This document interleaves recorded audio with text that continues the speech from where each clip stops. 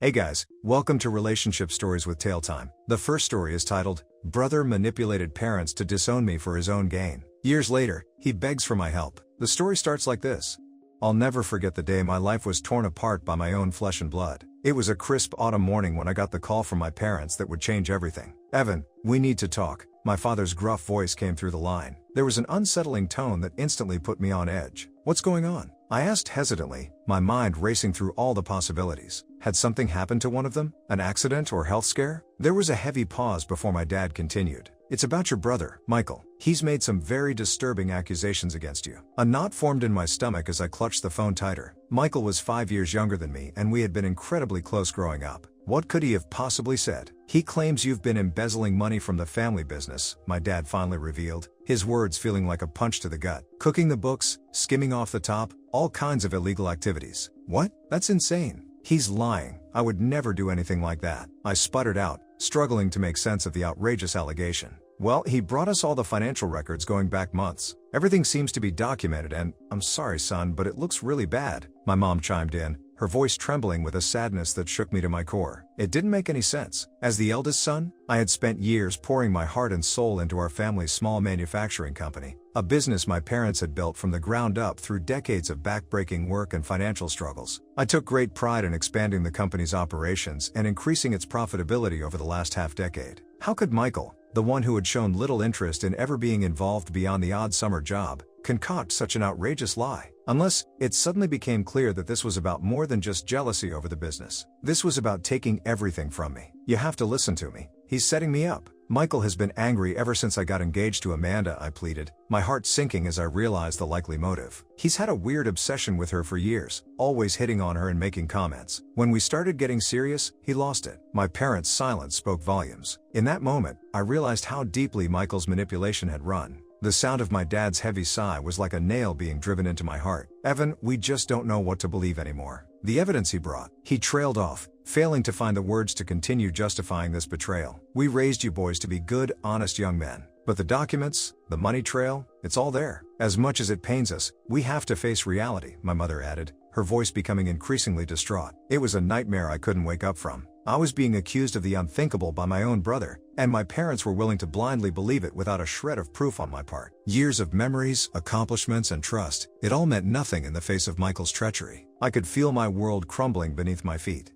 So what now? I asked, struggling to remain composed as scorching hot tears welled up in my eyes. You're just going to disown me based on his word alone? It's out of our hands now, my father responded somberly. We have to protect the business, the family legacy. For now, you're being officially removed from any role or ownership position effective immediately. And the wedding? Amanda? Oh God. I thought out loud, suddenly realizing how many lives were being devastated by one malicious act. I'm so sorry, Evan, but we cannot condone this marriage after what we believe you've done, my mother said, her voice seeming to break along with my heart. At least, not until you've gone through the legal system and had an opportunity to prove your innocence. I opened my mouth to protest further, but the words never came. Nothing I could say would change their minds at that moment. Brainwashed by Michael's lucrative lies, they had already made their judgment without a second thought for the son who had given them decades of loyalty and love. Okay, I resigned, realizing any further arguments would only dig the hole deeper for now. I'll clear my name, you'll see, and then Michael will finally get what he deserves. The line went dead as our conversation faded into suffocating silence. I sat motionless for what felt like an eternity, struggling to process the sudden implosion of everything I held dear. My entire life had been upended in a matter of minutes. My career, my inheritance, my relationship with the love of my life. And for what? Because of some sick, envious ploy concocted by the person I once called my best friend. As the harsh reality began settling in over the next few days, the emotional toll was crippling.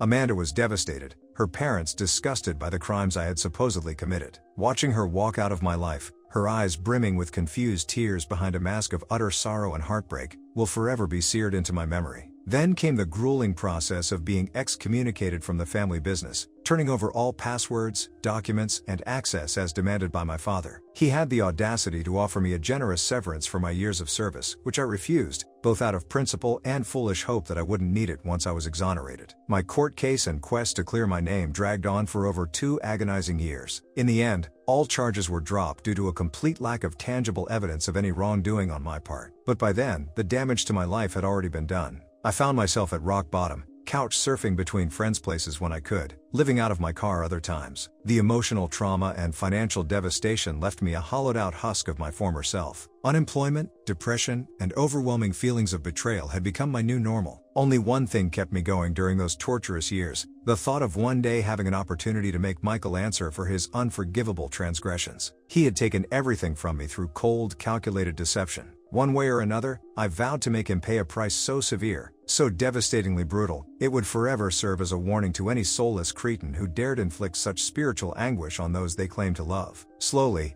through relentless hard work and an unbreakable will to survive, I began piecing my life back together. I took whatever jobs I could find, no matter how demeaning or beneath my skill set, to get back on my feet. I switched career paths, grinding through extra certifications and training courses, until I landed solid employment again within the manufacturing industry. With every promotion, every raise, every bonus, I grew stronger while basking in the sweet realization that I was succeeding in spite of everything Michael and my parents had put me through. That hunger, that burning sense of karmic justice owed to me, fueled a tireless work ethic. Within a decade, I had rapidly ascended through the ranks to become a senior executive overseeing multi-million-dollar accounts. Michael, on the other hand, his path was less successful, to put it lightly. About 5 years after my life was torn asunder, I finally received some long overdue karma. Through a mutual friend, I learned that the family business was in rapid decline under my brother's inept leadership. Dad had inexplicably handed full control over to Michael soon after my ousting, coddling his embezzling ego with unearned rewards. As arrogant as he was incompetent, Michael's greed and complete lack of business savvy sent the company into a tailspin. Years of growth and prosperity were quickly reversed as key customers took their business elsewhere. Multiple rounds of layoffs ensued as profits withered. A series of scathing sexual harassment lawsuits put the final nails in the coffin, a scandal that permanently tarnished the family name. Within 2 decades, the empire my parents had spent lifetimes building from the ground up was erased, their entire legacy going up in a sickly plume of Michael's reckless mismanagement. The company that had ironically been protected by removing me went bankrupt and shuttered forever. To rub salt in the wound, all of their assets and personal wealth were stripped away to pay settlements from those lawsuits, leaving them destitute in their retirement years. You know that saying about reaping what you sow? Suffice to say, I finally had my opening to unleash some long-awaited justice. The opportunity arrived in the form of a letter, the return address showing it was sent from my childhood home, or what was left of it. Opening the envelope with a satisfied smirk already curling across my lips, I wasn't at all surprised to see Michael's familiar scratch-laden handwriting. "Dear Evan," it began, his tone so disgustingly saccharine it nearly oozed through the paper. "I hope this letter finds you well. It's been too long since we've spoken, though I know that falls squarely on my shoulders. I have no excuses for the wedge and hostility that came between us during that awful time so many years ago. Just know that I have lived with tremendous regret and guilt over the mistakes of my past." I couldn't force back the derisive snort that burst from my nostrils. The audacity of his self-pity was so thoroughly on brand. Alas, I find myself at a crossroads that compels me to humbly ask for your help. As you may have heard, our family business has shuttered and all assets had to be liquidated. Mom and Dad were left with near nothing in the aftermath, and I myself am in a rather dire situation. We are facing homelessness unless a solution can be found quickly. The letter then went on to try buttering me up, referencing vague platitudes about buried family bonds and unconditional love and whatnot. But the crux became all too clear when I reached the final paragraph. "I know I have no right to make any asks of you after how devastatingly I shattered what should have been an unbreakable brotherly trust, but I'm begging you here from the bottom of my heart, if you could find it within yourself to help in any way possible, we would gratefully accept. Your success and prosperity are evident, and I can only imagine how even a small fraction of your resources could mean the difference between our family slipping into abject poverty and destitution. If you decide my past transgressions are unforgivable, I will understand, but I will forever regret not making this appeal with the utmost sincerity. You have been in my thoughts daily for so long. I am forever in your debt, Evan." The letter was so utterly dripping with fake humility and love bombing, I had to fight hard to not start dry heaving right there on the plush leather sofa beneath me. Unfreaking believable. This sociopathic leech had brought untold devastation into my life through his selfishness, greed, and entitlement, yet here he was once again looking for handouts. As my initial wave of rage slowly subsided, I found myself grinning from ear to ear, because in that moment, I formulated a delicious plan for how I would finally deliver the soul-crushing karma Michael deserved. He wanted to come groveling to me for help? Oh, I would dangle that assistance in front of him, only to snatch it away and force him to truly confront the consequences of his evil all those years ago. I immediately penned my response, not wanting him to wait too long and get any misguided hopes up. "Dear Michael, How lovely to hear from you after all these years. I must admit, reading your letter and recounting that dark period of our shared history dredged up quite a few unresolved feelings. Now, I know what you're probably thinking. Oh no, here comes another guilt trip about how I ruined Evan's life over some petty jealousy. Well, fear not, dear brother. I'm simply overjoyed that you found the humility and remorse to recognize how devastatingly your actions impacted not just me, but our entire family. The road to forgiveness is long, but your words give me hope that you're finally on that path. As for your request for help, of course, what are families for, if not to help one another in times of need? I would be honored to lend my assistance, though certain parameters would need to be agreed upon first. You see, given the severed trust between us, I simply cannot in good conscience just start showering you with open-ended financial resources. Frankly, I don't know what kind of person you've become over the past decades, and blindly handing you cash seems unwise. Plus, I'm sure you can understand if I require some degree of penance and accountability for your past transgressions before opening up my assistance fully. So here's what I propose. I will gladly facilitate your family's relocation to anywhere of your choosing, handling all moving costs and ensuring your housing situation is fully in order. For 6 months, I will also supplement your finances with $4,000 per month, which I expect should be more than adequate to allow you all to get back on your feet while providing a comfortable living. However, after that initial 6-month period, any further financial assistance from me will be contingent upon the following conditions. 1. You must draft and publish a full written account documenting your actions in manipulating our parents into disowning me all those years ago. I want a fully thorough, brutally honest play-by-play of how you cooked the books to falsely frame me for embezzlement, your motives behind it, and an acknowledgement of the emotional devastation it caused myself, Amanda, Mom, Dad, everyone who was collateral damage to your selfish crusade. This account will be published online and distributed to all of our extended family, friends, and former business contacts. You will also read it out loud at a public gathering. I'll arrange with the same audiences present. No more hiding from your past. 2.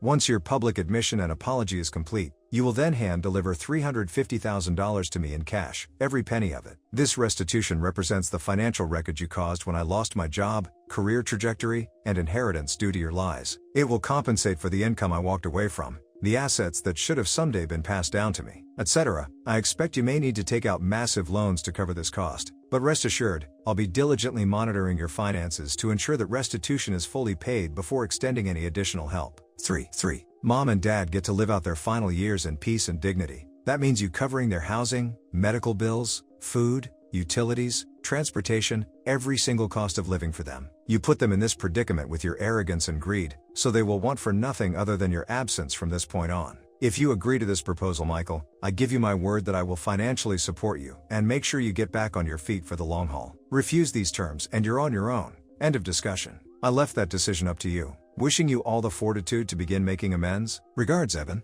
Just pressing send on that email filled me with a rush of adrenaline and empowerment. For so many years, I had been the victim, beaten down, lied to, financially ruined and emotionally broken. But now, finally, the karmic boomerang was completing its revolution. The ball was in Michael's court. He could choose to be a man and make long overdue amends, showing real accountability for the generational trauma he had inflicted. Or he could slink back into the void, broke and alone, having learned nothing from his gargantuan mistakes. His response came within days, a pitiful, sniveling video message filled with crocodile tears and overly dramatic sobs about wanting to bury the hatchet with me and rebuild family bonds. Of course, he begrudgingly accepted every single one of my demands without hesitation. I expected nothing less from someone so hopelessly desperate. What followed over the next several months was simply delicious to behold. Having already secured a fancy high-rise loft in downtown Seattle as my home base, I arranged for Michael, my parents, and his family to be set up in a quaint bungalow a few hours away. Enough money got wired into their accounts each month to live a modest, yet dignified life. The public shaming, however, is what I had circled in my calendar for months. For years, I had endured the humiliating whispers and social stigma of being the shady businessman who got caught ripping off his own family. Michael's orchestrated ceremony was designed to finally let the world know the truth. In front of a crowd of nearly 400 friends, former co-workers, extended relatives, and business contacts, Michael spent over 2 hours painstakingly owning up to his past. The horrifying details seemed to pour endless from his lips as I watched him narrate the cold duplicity, resentment, and loneliness that drove his actions all those years ago. It was a blistering self-crucifixion 20 years in the making. When he finally got to the meat of how he had falsified documents, cooked books, and planted fake money trails to frame me, You could have heard a pin drop. The sheer immorality and cruelty of his scheme was laid bare for all to witness. Tears streamed down his face as he struggled to choke out the words, stammering through his sobs. I destroyed my brother's life out of nothing more than bitter jealousy and entitlement. He had found happiness, success, love, and I couldn't stand it. I wanted to tear him down, to make him feel the same emptiness inside myself. So I sacrificed everything. My integrity, my family's trust, their financial stability, just to see Evan suffer. He went on to fully acknowledge the ripple effects of his actions. Mom and Dad's retirement dreams shattered, the company brought to ruin, innocent employees losing jobs, and of course, my own trajectory forever altered. I know that I can never truly make amends for the devastation I caused. But Evan, Mom, Dad, Amanda, if you're listening, please know that I will spend every remaining day trying to be worthy of your forgiveness. As he stepped down from the podium, the room stood in stunned silence. Slowly, a smattering of disgusted head shakes and astonished gasps filled the air. I watched as dozens of people, childhood neighbors, family friends, old clients, approached Michael with looks of utter revulsion, spitting out their contempt for his despicable actions. It was a brutal spectacle to behold, and yet I felt no pity, only the warm glow of vindication as I watched the snake who had struck me down finally forced to ingest his own venom. The fallout was swift and merciless. Michael's family cut off all contact, his wife filing for divorce and full custody of their children. Any meager business prospects or job opportunities evaporated overnight. His social circle shrank to non-existent. For the first time, he was facing real, tangible consequences for his malfeasance. As for my parents, the public shaming seemed to jolt them out of whatever Michael-induced stupor they had languished under for 2 decades. In the weeks that followed, I received a heartfelt letter from them both, apologizing for the unspeakable pain they had allowed me to endure through their blindness and cowardice. They acknowledged the severity of choosing Michael's lies over their own son, and admitted there was likely no way to ever fully repair our fractured relationship. I'll admit, it provided a modicum of closure to finally have them own up to their betrayal. But the wounds still ran too deep, the trauma too entrenched, to ever let them fully back into my life. I set firm boundaries. They could live comfortably on my dime for the rest of their days, but I had no desire left to play happy family. Predictably, Michael's financial restitution to me never fully materialized. Even with the monthly stipend I begrudgingly continued to provide, he was drowning in debt from the divorce, lawsuit settlements, and living costs. The $350,000 he owed might as well have been $35 million. I quickly realized that bleeding him dry would be more trouble than it was worth. Besides, I didn't need his money. I had clawed my way out of the ruins of my former life to build an empire that dwarfed anything my family's rinky-dink company ever dreamed of. Every day I woke up in my luxury high-rise, in a home stocked with the finest amenities and comforts, was a giant middle finger to the brother who tried to destroy me. I had not just survived his betrayal, but thrived in spite of it. And so, that's where my story ends, at least for now. The rift between myself and my family has become a permanent facet of my existence, something I've learned to accept and even embrace. I no longer hunger for their love or approval. The family I've built for myself, through my career, my friendships, my passions, is more than enough. Michael will forever live with the consequences of his actions, a pariah cast out from the lives he once mooched off of so greedily. The blistering shame of his public reckoning will follow him like a specter, an inescapable reminder of the lives he shattered. As for me, I'll continue basking in the fruits of my hard-earned success and ambition. The scars of my past will always be there, but they no longer define me. I am more than the sum of my traumas. I am a survivor, a thriver, a man who clawed his way out of the deepest pits of despair to craft a life of purpose and prosperity. And that, dear reader, is the sweetest revenge of all. Wow, reading this story hit me like a ton of bricks. I feel like I just went through an emotional roller coaster ride. Evan's journey and the betrayal he faced from his own brother is honestly heartbreaking. It's crazy to think about how someone so close to you, someone you grew up with and trusted, could turn around and stab you in the back like that. A user in the comments said, I have a friend who went through something similar, although not as extreme. His older sister was always the golden child in their family. She was the smart one, the successful one, the one who could do no wrong. My friend, on the other hand, always felt like he was living in her shadow. When their parents passed away, they left a significant inheritance. My friend thought that maybe, just maybe, this would be his chance to finally get some recognition and support from his family. Boy, was he wrong? His sister somehow convinced their extended family that my friend was irresponsible and would just blow through the money. She manipulated everyone into believing that she should be the one to manage the inheritance. In the end, my friend was left with barely anything, while his sister used the money to buy a fancy new house and go on luxurious vacations. It's been years since then, and my friend is still struggling to get back on his feet. He's cut off all contact with his sister, but the damage she caused still haunts him every day. Reading Evan's story just brought all of those memories flooding back. The betrayal, the manipulation, the feeling of being utterly powerless against someone else's lies and deceit. It's a special kind of pain that I wouldn't wish on anyone. But at the same time, seeing how Evan was able to rise above it all and find success on his own terms was really inspiring. It couldn't have been easy to start from scratch like that, especially with the weight of his family's betrayal hanging over him. But he didn't let it define him. He pushed through and built a life for himself, even if it meant leaving his toxic family behind. I think that's something a lot of people can relate to, even if their situations aren't as extreme. We've all had people in our lives who have hurt us or held us back in some way. It takes a lot of strength and courage to break free from that and forge your own path. In the end, I think Evan's story is a powerful reminder that we don't have to be defined by our past or by the actions of others. We have the power to shape our own lives and find happiness and success on our own terms. It's not always easy, but it's possible. I know my friend is still working on rebuilding his life and finding his own path forward. Stories like Evan's give me hope that he'll get there someday. In the meantime, I'll keep being there for him and reminding him that he's not alone. Thanks for sharing this story. OP, it's a tough read, but an important one. It's a reminder that even in our darkest moments, there's always hope for a brighter future. We just have to be willing to fight for it. And guys, with this we have reached the end of the video. If you enjoy my content, please like the video, comment with some clock emojis to show your support, and subscribe if you have not done so already. Thanks a lot, and I will see you again tomorrow.